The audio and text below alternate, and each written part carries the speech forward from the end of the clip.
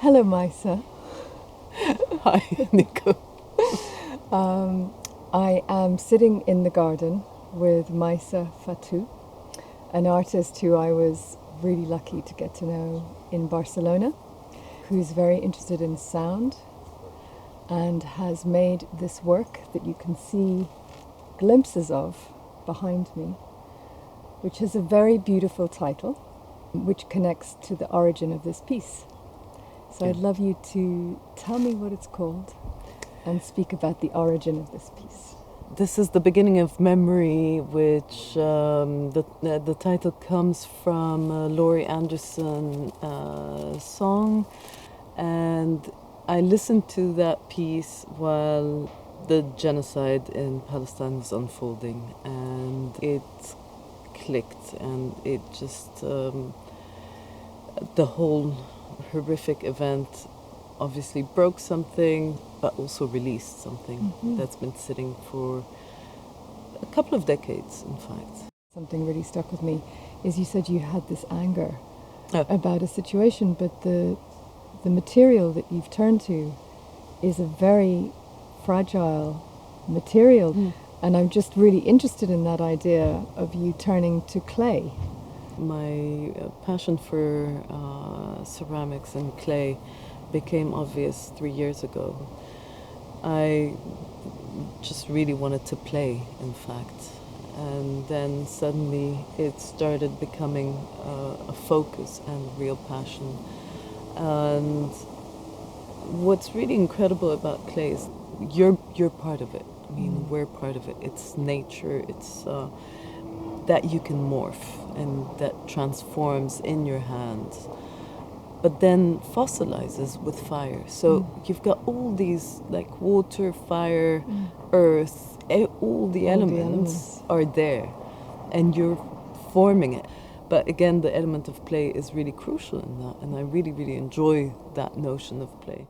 The scale of the piece fits in the palms of your hand. There's something incredibly tactile about it. It's very human, but also very kind of ancient. There's many of them here. There's how many pieces? 142. 142 pieces. Again, I mean, this part of the expressing anger,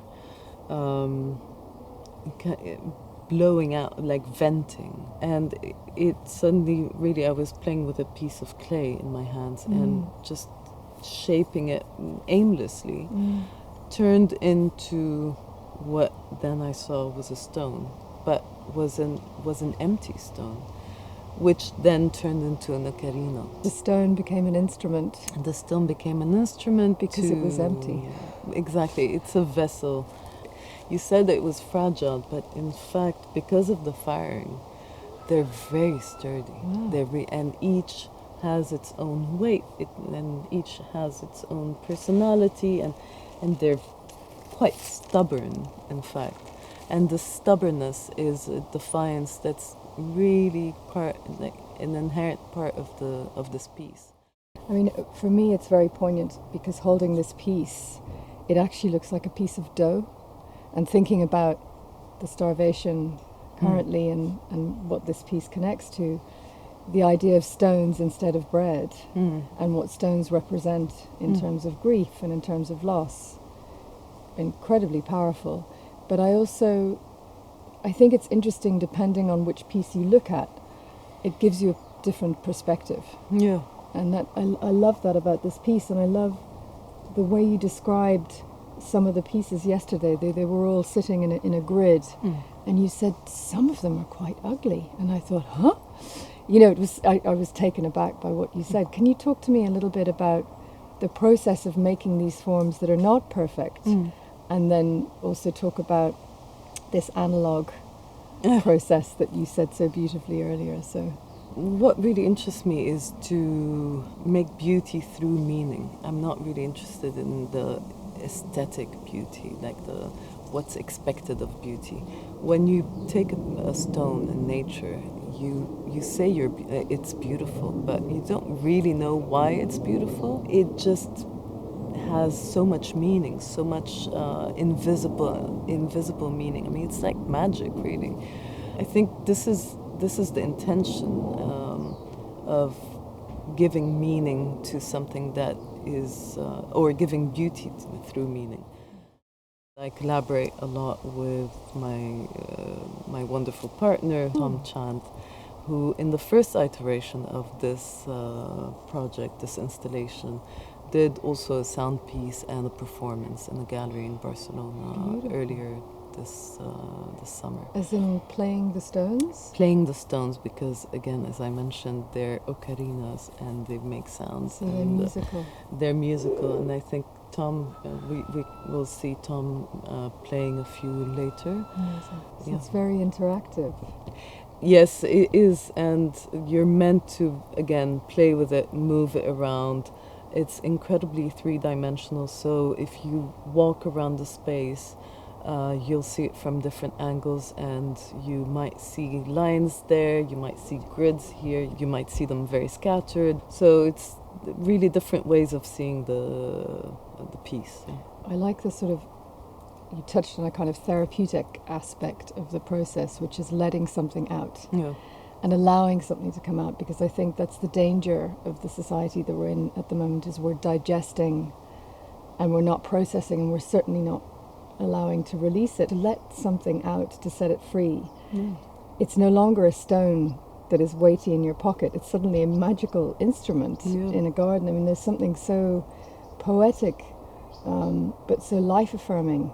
We just touch on a little bit about the materials. Yeah. For if you were explaining this to someone who's never worked with clay, just your choice of materials, the process that you went through, and then how you found somewhere to fire the piece, maybe. Oh yeah, that was an adventure. Because that was an adventure. Well, I worked with different types of clay in general. Yeah. It was quite fun discovering another type of clay in Northampton, which is very different from the one that I use in Barcelona. And the way it interacts with the weather. So we had colder days, we had warmer days, we had drier days, and really the clay is completely alive. I mean, you're really touching a live thing in your hands that you're shaping and fossilizing. And what I'm really excited about and hopeful to see is that nature will overtake this work as well in the garden or wherever it goes. And moss, and it was beautiful to see how insects started already nesting into them only from last night to this morning.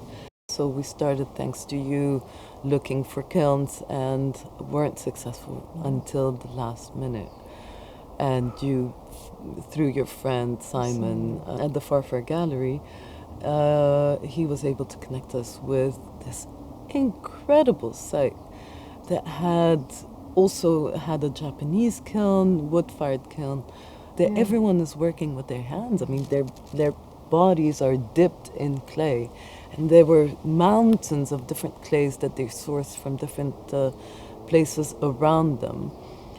That was really, really inspiring. I felt like really drawn to that space, and I was incredibly grateful that these pieces were fired there. I came for this. We spent 3 weeks making this work together, Tom and I. And in each one, I can tell you, there's so many. I mean, they hold. It's a mixed bag of emotions in each one. Looking at them this way, I mean, there's no way I could produce just one piece and say, just this look at it. Piece. There's no way. And it's unfinished. It's always unfinished. It's always moving because, well, it's something that isn't resolved. Thank you very much. Thank you. It's really wonderful. It's such an amazing opportunity, It's a real joy.